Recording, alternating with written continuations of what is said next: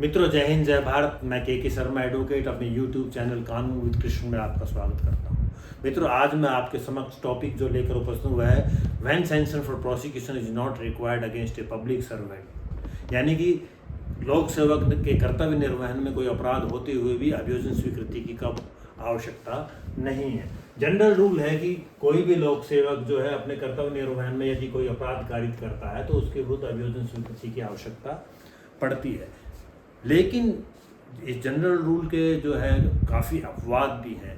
भारत में जो भी कानून है, हर एक कानून में किंतु अपितु लेकिन परंतु जो है सब में उसमें लगे हुए हैं, यानी कि प्रोविजो हैं, परंतु हैं, किंतु हैं, और उससे जो है कोई भी जो रूल है वो अपने आप में एब्सोल्यूट नहीं है, उसके अपवाद निश्चित रूप से हैं। तो इसी तरह लोक सेवक के कर्तव्य निर्वहन में कोई अपराध होते हुए भी वो अभियोजन स्वीकृति की उसमें आवश्यकता नहीं होती है। तो आज हम ऐसे मामलों के बारे में विचार विमर्श करेंगे।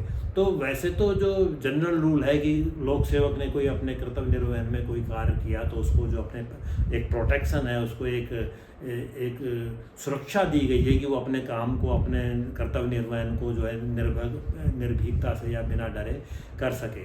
लेकिन उसके जो है कई मामलों में जो है वो अपने एक्ट अमीशन और कमीशन के द्वारा जो है कानून का उल्लंघन करता है और अपराधों में लिप्त रहता है। तो ऐसे मामलों में उसके विरुद्ध जो है 197 CRPC व 218 BNSS में प्रावधान है कि उसको जो है लोक सेवक या जजेस को उसके अंदर प्रोटेक्शन दिया है कि वो under the colour of his office वो एक्ट करते हैं, या ऐसा कोई अपराध कारित हुआ है जो कि इनसेपरेबल फ्रॉम हिज ड्यूटीज़, यानी कि उसके कर्तव्य से उसको जो अपराध हुआ है उसको अलग नहीं किया जा सकता, तो अभियोजन स्वीकृति की आवश्यकता होती है। लेकिन जैसे ऑनरेबल सुप्रीम कोर्ट के इसमें विभिन्न जजमेंट्स हैं कि ऐसे परिस्थितियां, ऐसे अपराध जो लोक सेवक द्वारा होते हुए भी उसमें अभियोजन स्वीकृति की आवश्यकता नहीं है, तथा ऐसे कई प्रावधान BNSS या CRPC में भी हैं कि कब अभियोजन स्वीकृति की आवश्यकता नहीं होती। तो मित्रों, 197 और जो 218 BNSS है उसमें पब्लिक सर्वेंट के साथ जजेस का भी जिक्र है कि prosecution against public servant and जजेस। लेकिन आपने देखा होगा कि जो जजेस के ऊपर जो है 197 का बहुत ज़्यादा प्रभाव नहीं पड़ता है। उनको इसके अलावा जो है जजेस प्रोटेक्शन एक्ट है, जज ऑफिसर्स प्रोटेक्शन एक्ट है, जजेस इंक्वायरी एक्ट है, तथा प्रोटेक्शन टू जजेस under section 77 and IPC and 15 of the BNSS, उसमें भी प्रावधान है कि जजेस के द्वारा कोई काम किया तो उसके विरुद्ध जो है प्रोसिक्यूशन लॉन्च नहीं किया जा सकता, उसको अभियोजित नहीं किया जा सकता। जैसा कि आपने जस्टिस वर्मा के जो मामला हुआ है जिसमें कि उनके घर पे नोट बोरियो में थे और उनको जला दिया गया था, उसमें भी उनके खिलाफ FIR तक नहीं हुई, क्योंकि उसमें वेरियस जो जजमेंट्स हैं और वेरियस एक्ट्स हैं जो जजेस को पूरा प्रोटेक्ट करते हैं। सुप्रीम कोर्ट के जजमेंट्स हैं कि बिना उसकी परमिशन के किसी भी हाई कोर्ट जज या उनके जो जुडिशियल ऑफिसर्स है सब उसके जो इंचार्ज के खिलाफ बिना स्वीकृति के उनके खिलाफ FIR दर्ज नहीं हो सकती, तो इन्वेस्टिगेशन का तो प्रश्न ही नहीं होता है।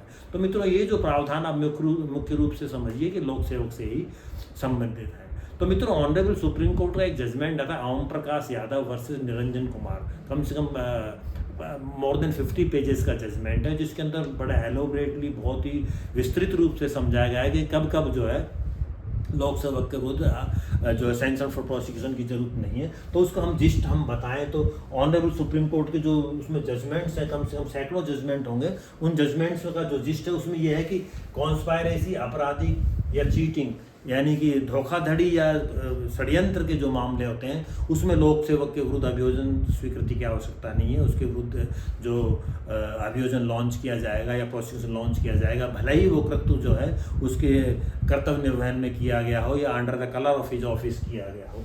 दूसरा कहा है कि ब्रीच ऑफ ट्रस्ट, यानी कि न्यास भंग के जो मामले होते हैं उसमें भी ऑनरेबल सुप्रीम कोर्ट के जो जजमेंट्स हैं कि उसमें भी जो है लोक सेवक के विरुद्ध अभियोजन स्वीकृति की आवश्यकता नहीं है। उसी तरह फॉर्जरी, यानी कि फर्जी या नुमाइशी दस्तावेज बना लेना लोक सेवक के द्वारा, तो उसने कहा कि इसका ड्यूटी से कोई कंसर्न नहीं है। लेकिन हालांकि वो उस पद पर रहते हुए वो दस्तावेज बना पाता है, यदि उस पद पर वो नहीं होता तो वो दस्तावेज कूटरतीज नहीं कर पाता। लेकिन ऑनरेबल सुप्रीम कोर्ट के जजमेंट है कि फॉर्जरी के मामले में भी लोक सेवक के विरुद्ध या पब्लिक सर्वेंट के विरुद्ध जो है सैंक्शन फॉर प्रोसिक्यूशन की जरूरत नहीं है। लॉस टू द गवर्नमेंट, यानी कि ऐसा वो काम करता है जिससे कि जो गवर्नमेंट को रेवेन्यू लॉस होता है, नुकसान होता है, तो ऐसे मामले में भी अभियोजन स्वीकृति की जरूरत नहीं है। तो मित्रों, इसी तरह ऑनरेबल सुप्रीम कोर्ट का एक जजमेंट था हरिहर प्रसाद वर्सेस स्टेट ऑफ बिहार। इसमें जो लोक सेवक या पब्लिक सर्वेंट इन्वॉल्व था उसके द्वारा आपराधिक षड्यंत्र किया गया था, चीटिंग की गई थी,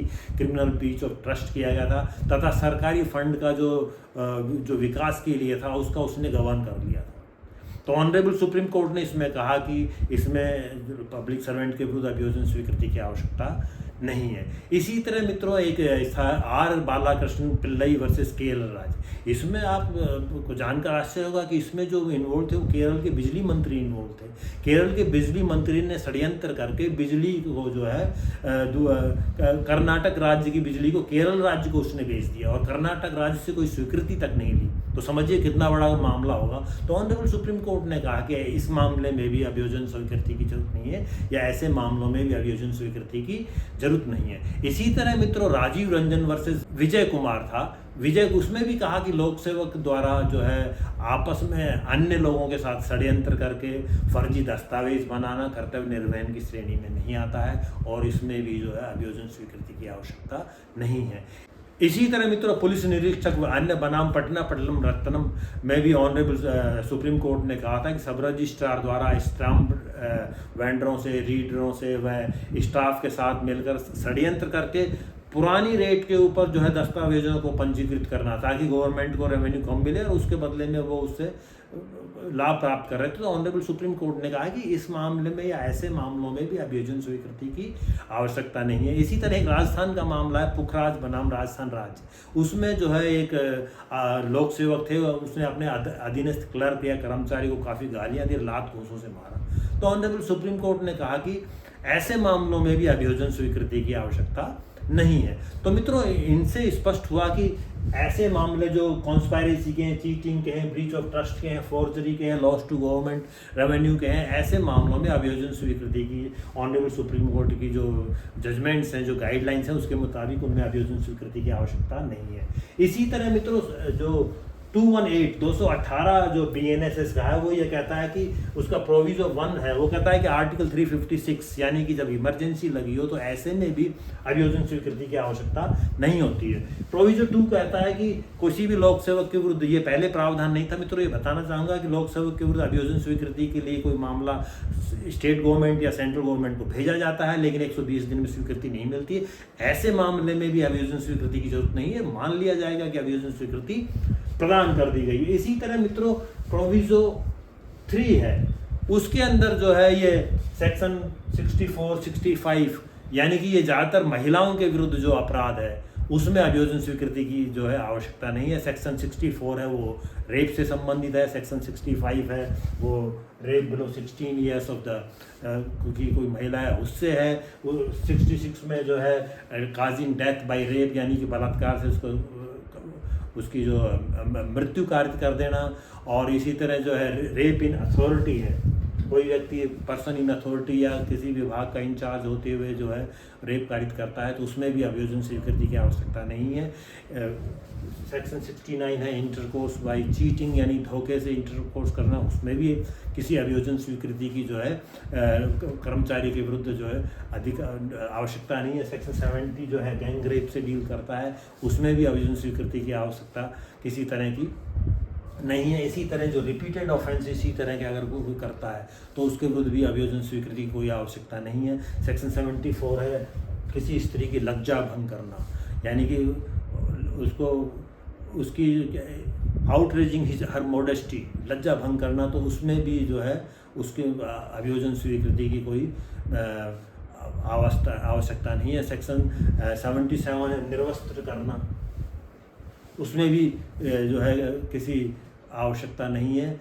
इसी तरह मित्रों जो सेक्शन 75 है सेक्सुअल हैरेसमेंट करना, किसी भी महिला के साथ जो है सेक्सुअल हैरेसमेंट किया जाता है तो उसके विरुद्ध भी आवश्यकता नहीं है। सेक्शन 76 एकांत में किसी महिला को देखना, उसके लिए भी जो है कोई उसकी आवश्यकता नहीं है।